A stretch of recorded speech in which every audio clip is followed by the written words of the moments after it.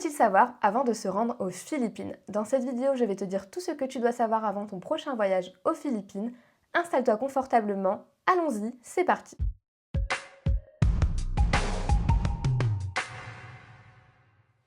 Tout d'abord, où se trouvent les Philippines? Les Philippines, c'est un archipel de plus de 7000 îles situé en Asie du Sud-Est entre Taïwan et l'Indonésie. Quelle est la langue parlée sur place? La langue parlée sur place, c'est le philippin, plus précisément le tagalog, mais ils parlent également tous très bien l'anglais, que ça soit enfant ou adulte. Quelle est la meilleure période pour s'y rendre? La meilleure période pour s'y rendre, c'est pendant la saison sèche, entre décembre et mai. Je te déconseille d'y aller pendant la saison des pluies, entre juin et novembre. Y a-t-il des démarches administratives obligatoires à effectuer avant votre arrivée sur place? La première chose que vous devez posséder, c'est un passeport valable au minimum 6 mois avant votre date de départ. Il doit être en excellent état et doit posséder des pages vierges pour pouvoir y apposer des tampons de visa. Vous devrez également être en mesure de prouver que vous quittez le territoire des Philippines, que ce soit au moyen d'un billet d'avion vers votre pays d'origine ou au moyen d'un ticket de transport vers un autre pays. Sans ça, on peut vous refuser l'embarquement. Vous allez devoir également compléter une déclaration de santé électronique, ça s'appelle le e-travel, et cette déclaration de santé, vous devez la compléter 72 heures avant votre arrivée aux Philippines. Pareil, si vous n'avez pas ce document qui est complété, vous ne pourrez pas passer l'immigration à l'arrivée. Si vous êtes ressortissant français ou belge, vous aurez un visa à l'arrivée gratuit qui vous permettra de rester sur le territoire pendant 30 jours maximum. Si vous souhaitez faire une extension visa, c'est possible, mais ce sera payant et il faudra le faire sur place. Quels sont les différents transports sur place? Pour vous déplacer d'une île à une autre île, il faudra que vous preniez soit un bateau, un ferry ou un avion, un vol interne. Pour vous déplacer d'une ville à une autre ville, vous pourrez prendre des minivans, que ce soit des minivans partagés ou des minivans privés. Vous pourrez également vous déplacer en scooter ou en voiture selon les différentes villes. Pour vous déplacer sur les îles, vous allez pouvoir prendre des motorcycles, ce sont des genres de tuk-tuk, où vous allez pouvoir louer des scooters. Petit aparté concernant la location de scooters, comme partout en Asie, si vous souhaitez louer un scooter sans permis, vous allez pouvoir évidemment le faire, mais je vous déconseille complètement cette méthode parce que si vous avez un accident, votre assurance voyage ne vous couvrira pas tant que vous n'avez pas le permis de conduire international avec la catégorie moto. Et pour finir, dans les grandes villes comme Manille ou Bohol, vous avez la possibilité de prendre des grabs et ça c'est hyper intéressant parce que ça coûte vraiment pas cher et c'est très pratique. Quelle est la durée idéale de séjour sur place? Alors la durée idéale de séjour sur place, ça va être quand même pas mal de jours. Je vous conseille d'y passer au minimum 3 semaines, voire un mois sur place parce que les Philippines, il y a énormément de choses à faire, d'îles à visiter et les distances sont vraiment très très grandes. Donc si vous n'y passez que 2 semaines, vous n'aurez même pas la possibilité de faire 3 îles sur place ou alors ce sera très très speed. Je vous conseille vraiment de passer le plus de temps possible sur place. Personnellement, j'y suis restée pendant 24 jours et si j'avais la possibilité d'y rester plus longtemps, je l'aurais clairement fait. Quelle est la monnaie locale sur place? La monnaie locale sur place, c'est le pesos philippin et un pesos philippin, ça équivaut à 0,015 centimes d'euros. Quel est le meilleur moyen de paiement sur place? Le meilleur moyen de paiement sur place, c'est de payer en espèces. Je vous conseille absolument de prendre un maximum d'argent à changer à l'aéroport de Manille en espèces qui vous permettra de tout payer sur place sans galère parce que la plupart des magasins, des hôtels, etc. Ne prennent pas forcément la carte ou alors s'ils la prennent, vous allez devoir payer des charges supplémentaires. Donc pour vous éviter toutes les galères possibles, je vous conseille vraiment de tout payer en liquide. Gardez peut-être un petit peu d'argent sur une carte comme Revolut ou autre si jamais vous devez payer des tickets de transport sur 12Go Asia ou sur d'autres sites de transport pour vos tickets de ferry ou vos tickets de minivan. Comment avoir une connexion internet ou du réseau sur place? Pour avoir une connexion internet ou du réseau sur place, il ne faut pas compter sur les réseaux Wi-Fi sur place parce que clairement il n'y en a pas beaucoup et quand il y en a, il faut un voucher pour vous y connecter. En plus de ça, le réseau il est très très moyen aux Philippines. Il faudra que vous achetiez une carte SIM. Donc il y a deux réseaux principaux aux Philippines, c'est le réseau Smart et le réseau Globe. Donc soit vous prenez une carte SIM physique à l'aéroport ou en ville. À l'aéroport, ça coûtera plus cher qu'en ville. Ou alors vous prenez une eSIM qui vous permet d'éviter de retirer votre carte SIM de votre pays d'origine et elle permet de vous connecter sur tous les réseaux des Philippines. Personnellement, j'ai pris le réseau Globe et c'était pas terrible. On n'avait pas du réseau partout et des gens qu'on a rencontrés sur une croisière avaient pris Smart et eux captaient mieux que nous.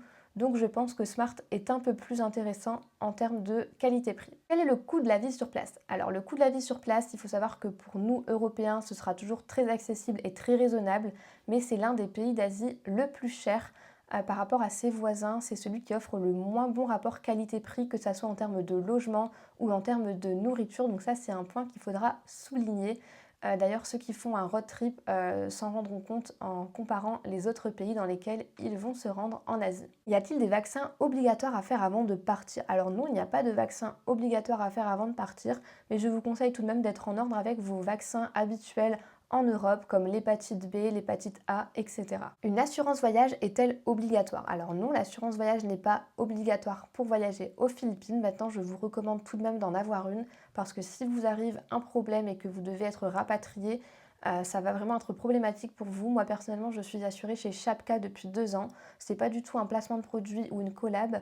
Je n'ai d'ailleurs jamais eu, heureusement, à les appeler pour un problème médical sur place. Mais en comparant avec d'autres assurances, je me suis rendu compte que c'était eux qui avaient le meilleur montant d'assurance lorsque vous avez des problèmes à l'étranger. Donc personnellement, ça fait 2 ans que je suis assurée chez eux et je paye, je pense, 180 € par an. Je vous mettrai le bon montant à l'écran, mais c'est l'une des assurances que j'ai préférées en termes de rapport qualité-prix. Comment créer son itinéraire sur place? Alors moi personnellement, je vous conseille de d'abord regarder sur les réseaux sociaux ce qui vous intéresse le plus aux Philippines et en fonction de chaque emplacement qui vous intéresse, vous regroupez tout par île et si les îles ne sont pas trop lointaines, vous pouvez ensuite regrouper tout ensemble et faire un itinéraire. Quelles sont les choses à faire et à voir sur place? Alors les Philippines, ça va être un pays dans lequel vous allez faire énormément d'activités liées à la mer, à la plongée, mais vous avez également la possibilité dans le nord d'aller voir des rizières, de faire des treks, de voir des volcans. Donc il y a quand même une belle petite variété de paysages. Maintenant, je voudrais vous donner 5 choses très importantes à savoir avant de vous rendre sur place. La première, je te conseille de privilégier les excursions et les organismes éthiques lorsque vous voulez faire des activités avec des animaux.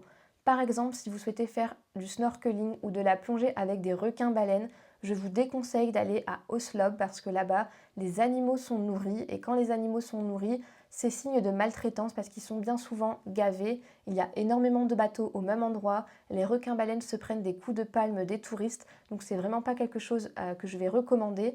Je vais plutôt vous recommander de trouver un organisme qui fait ça en pleine mer et malheureusement, vous n'avez pas 100% de chance de les croiser, mais vous êtes sûr de partir sur quelque chose d'éthique.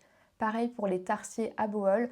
Il y a 2 centres de tarsiers à Bohol. Je vous mettrai le plus éthique des deux à l'image, mais c'est pareil, il faut vraiment faire attention dans le centre dans lequel vous allez parce que bien souvent, les tarsiers sont enfermés dans des cages et au matin, ils sont déplacés et mis sur des endroits stratégiques pour les touristes. Donc ça, c'est vraiment pas quelque chose que je vais vous conseiller de faire. C'est un peu comme si vous alliez en Thaïlande et que vous montiez sur le dos des éléphants. Bah, c'est un peu pareil, donc je vous conseille vraiment pas ce genre d'activité non éthique. Deuxième conseil, je te conseille absolument de ne pas négliger les temps de transport sur place parce que bien souvent, quand vous vous déplacez d'une île à une autre île, vous devez prendre un avion interne, vous devez prendre des vannes qui durent entre 4 et 5 heures de route.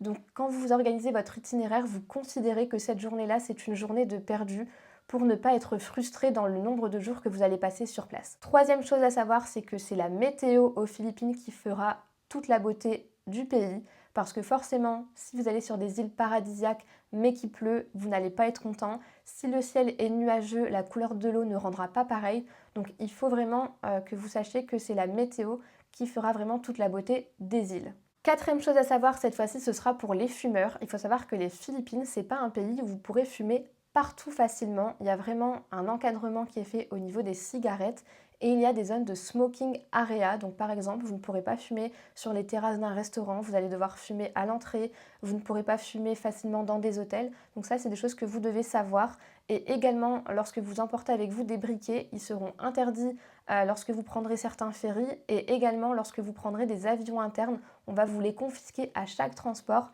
Donc je vous conseille d'emporter avec vous une boîte d'allumettes si vous êtes fumeur pour vous éviter de vous retrouver sans briquet. Cinquième chose à laquelle il faut faire attention, c'est les plans en drone. Si vous ne voyagez pas avec un drone, je vous conseille de ne pas vous focaliser sur les images qui ont été filmées ou photographiées avec des drones. Pourquoi? Parce que la vue du ciel, elle est toujours beaucoup plus belle que la vue du sol. Donc si vous ne voyagez pas avec un drone, passez vraiment au-dessus de ces photos parce que vous n'aurez pas le même rendu. Si vous voyagez avec un drone, forcément, il n'y a pas de problème pour vous, vous allez avoir la vue sur votre radiocommande. Mais faites vraiment attention à ça parce qu'il y a des personnes qui ont été déçues en ayant vu les photos et les vidéos prises avec le drone et en étant allés sur place, ils n'ont pas vu la même chose puisque forcément la vue du sol et la vue du ciel n'est pas la même. J'espère que cette vidéo vous a plu, j'espère qu'elle aura répondu à un maximum de vos questions. Si vous en avez encore, n'hésitez pas à me les poser en commentaire. Vous pouvez aussi m'envoyer un DM sur Insta si ça vous intéresse. N'hésite pas à t'abonner à ma chaîne YouTube et à mes différents réseaux sociaux que je vais te mettre à l'écran. Merci d'avoir regardé cette vidéo.